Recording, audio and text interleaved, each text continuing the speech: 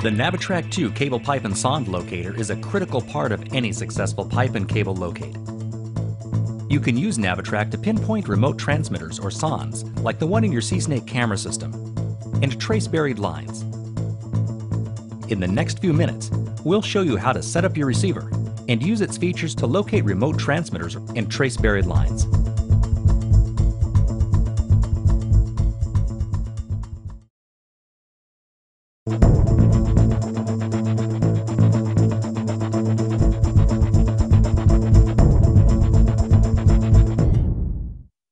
The receiver operates on 4 C-size batteries. To install the batteries, locate the battery compartment on the bottom of the receiver and turn the locking knob a quarter turn to release the battery holder. Install the batteries with the correct polarity, as shown on the label inside the battery holder.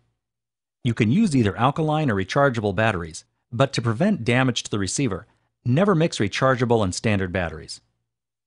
When you've loaded the batteries, slide the holder back into the receiver and turn the locking knob a quarter turn to secure it.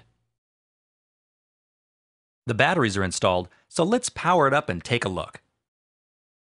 The power button is located on the bottom right side of the keypad. We'll hit it, and after a few seconds the operating screen will come up, rigid, and we'll be ready to go. There's a lot of information on the screen, so let's start with the basics. The display has 2 main regions, the area outside the circle and the area inside the circle. The area inside the circle is called the active view area, and it's used to display visual elements as well as operating menus. Outside the circle, we'll find indicator icons and numeric readouts. We'll cover most of the display items in later segments, so for right now, let's just look at the operating mode and frequency indicators on the left side of the display. The icon tells us we're in the sonde operating mode, and the number under it tells us the receiver is set to 512 Hz. If this isn't the frequency or operating mode we want, we can switch to another one by pressing the frequency key. Every time we hit the key, it'll go to the next frequency until we get back to where we started. The receiver ships with 1 sonde frequency and 2 line trace frequencies enabled. If you want to enable more frequencies, or disable any of the default ones, you'll need to open the Settings menu. You'll do that by hitting the Menu key, which is right above the Power key. So let's hit the Menu key and open it up. The menu opens to whatever frequency you've got selected.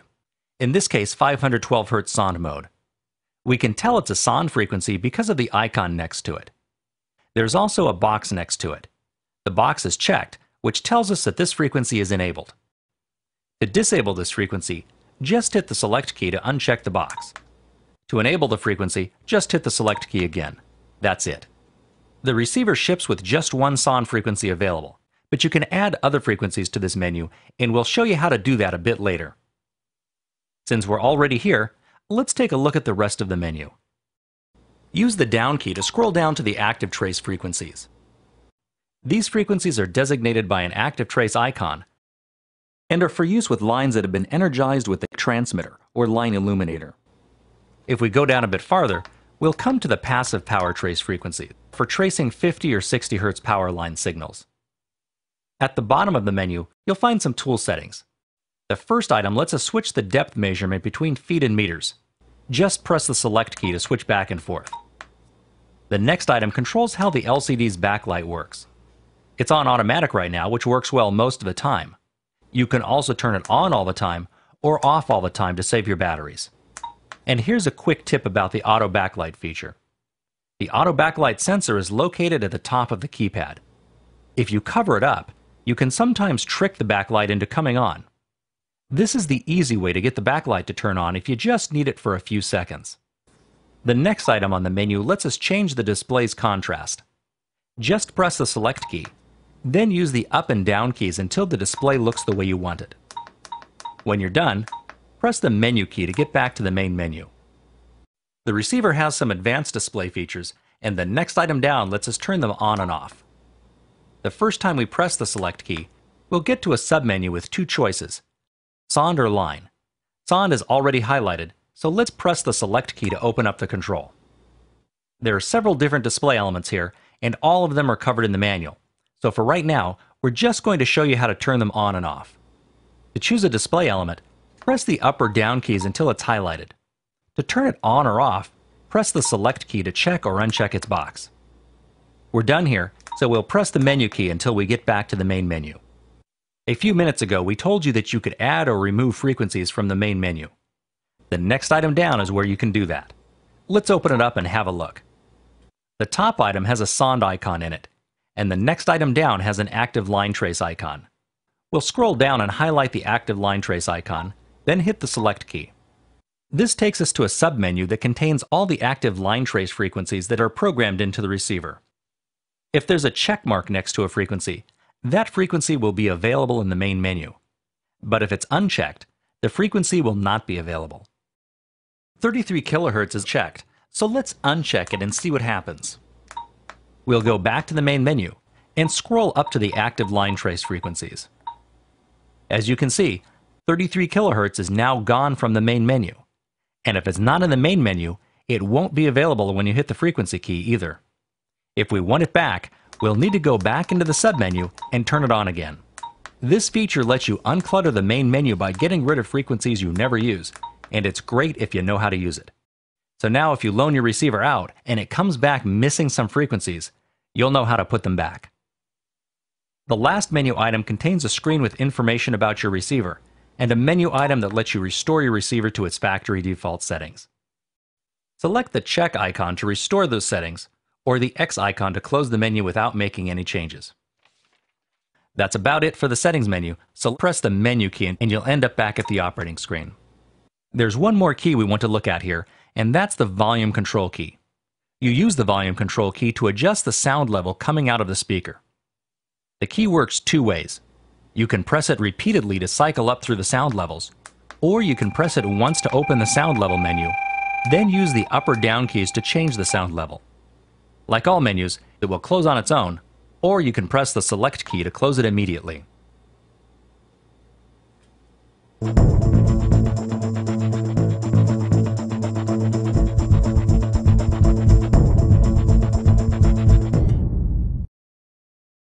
NaviTrack II makes it easy to get a precise markout on a remote transmitter or sonde, and in this segment, we'll show you how to pinpoint a sonde's position quickly and accurately. The sonde will be locating as part of a C-Snake video pipe inspection system. The sonde is located inside the spring, right behind the camera head, and operates at 512 Hz. We've put the camera into a drain line that tees into another line after about 8 feet. We've pushed the camera just past the tee, which in these conditions should be well within range of the transmitter signal. We've activated the transmitter and made sure the receiver is set to 512 Hz sonde mode. We've marked the sonde's location and positioned ourselves directly over it, so let's have a look at the receiver's display. Outside the active view area, starting at the top, we have the signal strength, frequency and operating mode, depth readout, and battery status indicator. Let's take a closer look. The signal strength is pretty straightforward. The number will be highest when you're directly over a sonde and will decrease as you move away.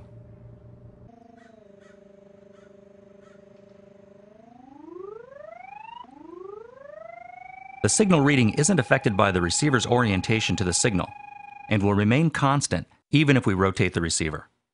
Also, there are no nulls and no false peaks associated with NaviTrack's signal strength reading, which means the signal will increase smoothly as you approach the sonde and decrease smoothly as you move away. You've already seen the frequency and operating mode indicators, so we'll skip down to the depth readout at the bottom left of the display. The depth updates continuously as you locate, and will be lowest when you're directly over a sonde. The most important thing to remember about the depth reading is that the receiver is actually measuring distance, not depth. The reading only reflects the depth of the target signal when you're directly over it, with the receiver vertical and the bottom antenna ball resting on the ground. At the bottom right of the display is the battery life indicator. If the indicator is completely filled in, your batteries are full. If it's empty, it's time to change them. There's one more item we want to cover here, and that's the audio. The audio tone reflects what's happening with the signal. When you move away from the signal, the audio pitch decreases. When you move towards the signal, the audio pitch increases. If the pitch is at either end of its range, you can reset it to the center of its range at any time just by pressing the select key. Now let's take a look inside the active view area. The map uses icons to represent the position of targets underground. There are two types of targets: poles, which occur at each end of the sonde, and the equator, a plane or imaginary line that passes through the center of the sonde and stretches out on both sides of the sonde until it is so weak the receiver can no longer see it.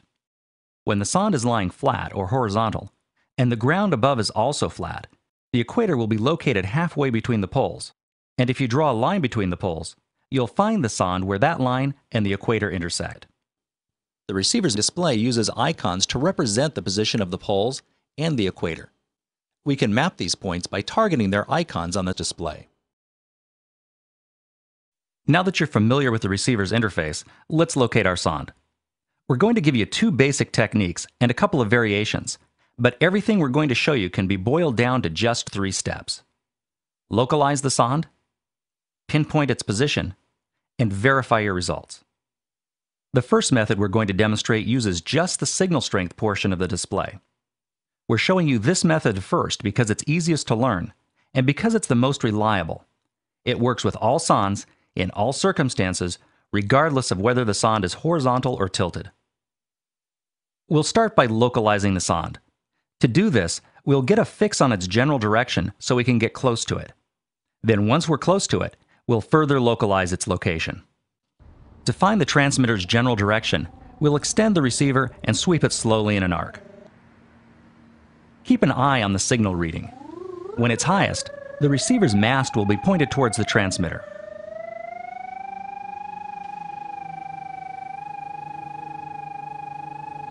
We have the general direction, so we'll lower the receiver to its normal operating position and start walking toward the transmitter. As we get closer, the signal will increase. When the signal drops off, it means we've moved past the sonde, so we'll back up to where the signal was highest. From here, we'll further localize the sonde. We know it's not in front of us or behind us, so we'll search to either side. The key here is to keep going until the signal drops off significantly, then go back to where it was highest.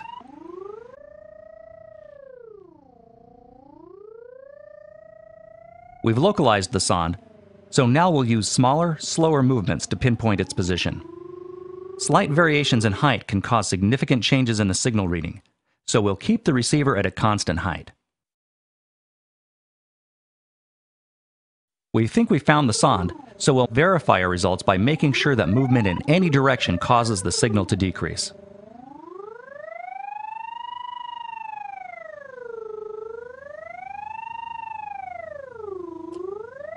To accurately measure the sonde's depth, make sure the antenna ball is resting on the ground. In this method, we'll make full use of the receiver's mapping capabilities. We'll start out as before by using the signal strength to find the sonde's general direction and get close. But this time, we'll keep an eye on the active view area as we approach the sonde. When we pick up a pole, we'll move toward it and center it on the crosshairs.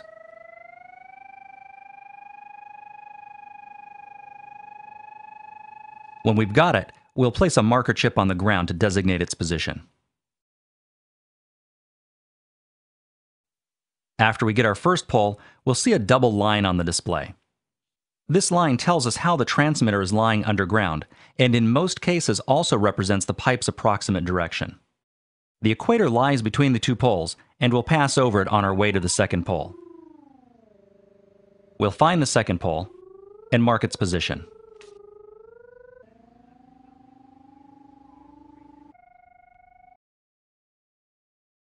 At this point, we've localized the sonde to a position that is somewhere between the two poles and directly in line with them.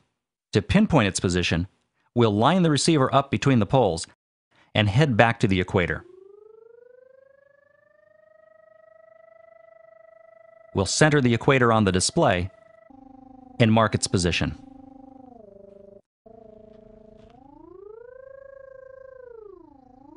As a final check, we'll make sure the signal drops off when we move the receiver in any direction away from this point.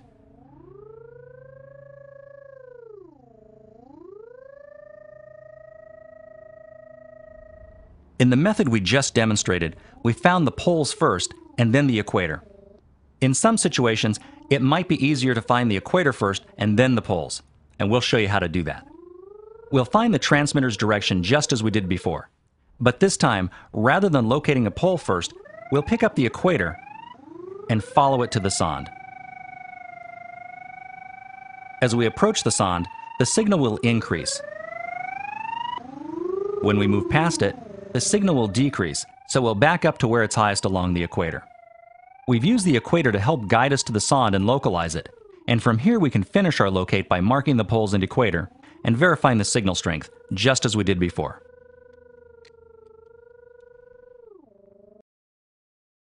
You've seen how easy it is to locate a sonde that's lying flat in a pipe that's horizontal. But what if the sonde is tilted? For this demonstration, we'll simulate what the sonde signal might look like if the sonde were in a non-horizontal portion of pipe. We'll attach a C-snake battery sonde to a length of PVC pipe and insert it into our drain line. Once the sonde is in position, we'll rotate the PVC pipe so that the sonde is tilted approximately 45 degrees from horizontal. If you know your sonde is tilted, your best bet is to locate it using just the signal strength as we demonstrated in our first example. But let's assume that you don't know the sonde is tilted and locate it using the map. We'll find and mark the second pole, and then begin moving towards the first pole. Keep a close eye on the signal strength. Notice that it keeps increasing after we pass the equator. This is a good indicator that the sonde is tilted. We'll go ahead and mark our second pole, because we can still use the poles to help localize the sonde.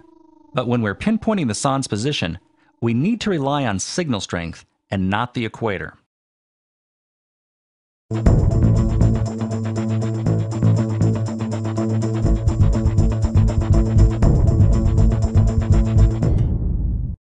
The NaviTrack II receiver helps make line tracing fast and efficient. And in this segment, we'll show you the features related to line tracing and how to use them. We've applied an 8 kHz signal to the tracing wire for a gas line. Our technician has positioned himself directly over the utility, and we've marked the ground to indicate the line's position. His receiver's on, and it's set to 8 kHz, so let's see what his display looks like. Outside the active view area, starting at the top, we have the proximity signal number. The proximity signal looks and acts like the signal strength or peak signal you may be used to on conventional line locating receivers, but is based on a different measurement. What you need to know is that you'll use it the same as you would signal strength, but in most cases, it will give you a truer indication of the target signal's position than signal strength would. Using the proximity signal is pretty straightforward. When you're directly over an undistorted signal, the number will be highest, and as you move away from the signal, the number will decrease. The proximity signal isn't affected by the receiver's orientation, so even as we rotate the receiver, the signal stays fairly constant. Let's take a look at the depth readout at the bottom of the display. Just as with sonde locating, the depth updates automatically as you work. It will be lowest when you're directly over an undistorted signal, and will increase as you move away from the signal. And just as with sonde locating, the reading only reflects the depth of the target signal when you're directly over it. The receiver is vertical, and the lower antenna ball is resting on the ground. Next, let's take a look inside the active view area. Just like with sonde locating, the crosshair in the center represents your position relative to the target signal. The other item inside the active view area is the tracing line. The tracing line has 3 important functions. It represents the location and the direction of the signal you're tracing. It reflects changes in the direction of the target utility, when the utility makes a turn, for example. And it helps you recognize signal distortion. Let's see the tracing line in action. When we're directly over an undistorted signal, the tracing line will be centered on the display, like you see here. If we move the receiver to the left, the tracing line moves right, because the target utility is now on our right. If we move right, the tracing line will move to the left. And here's another thing. Because NaviTrack II uses omnidirectional antennas, the tracing line will stay aligned with the signal, regardless of the receiver's orientation. And that's true whether we're directly over the signal or off to one side.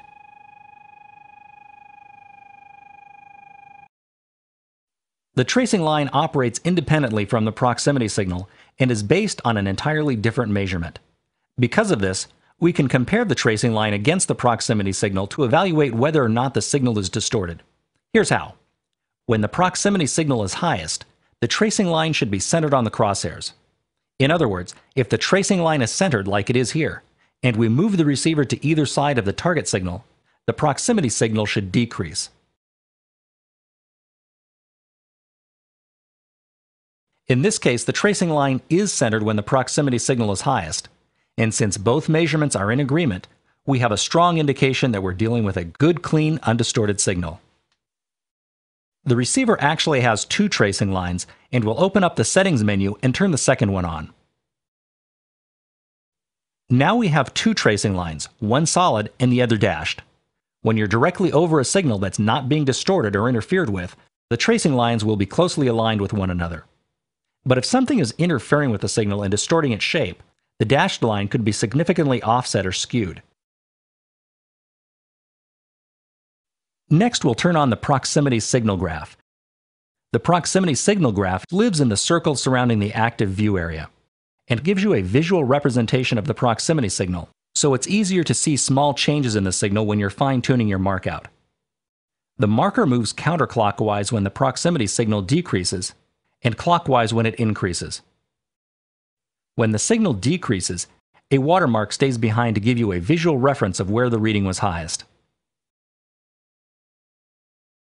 Next, we'll turn on the signal strength readout. You'll find the signal strength readout at the bottom of the display. The signal strength reading is completely independent from the proximity signal and tracing lines, which means we can compare it to them to evaluate the signal for distortion. If the signal is not distorted, the signal strength should be highest when the proximity signal is highest and the tracing lines are centered, and it should decrease as we move away from the target signal, which it does. This gives us a third way of confirming that our signal is not distorted. The display has a few other elements, but we'll save those for the manual. Right now, let's see how the audio works. The audio tone reflects what's happening with the signal. When the signal decreases, the audio pitch decreases. When the signal increases, the audio pitch also increases. If the pitch is at either end of its range, you can reset it to the center of its range at any time just by pressing the select key.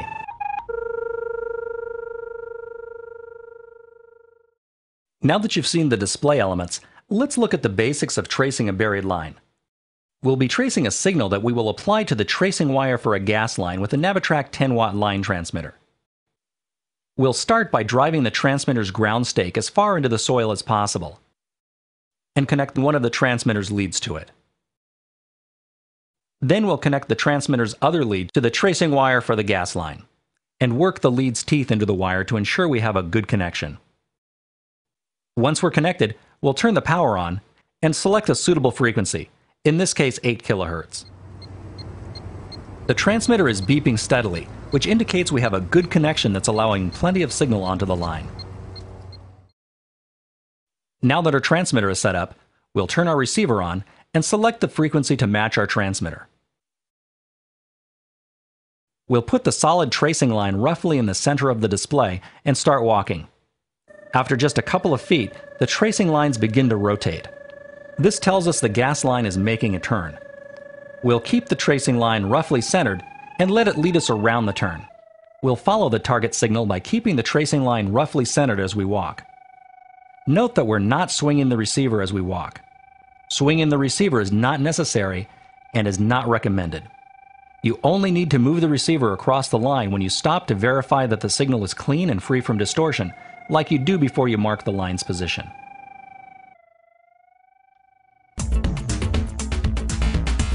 In the past few minutes, we've introduced you to the NaviTrack II cable pipe and sonde locator. We've showed you its major features, and we've taken a quick look at using it to locate sondes and trace buried lines. On behalf of everyone at RIDGID Coleman, we appreciate your business, and we thank you for watching this video.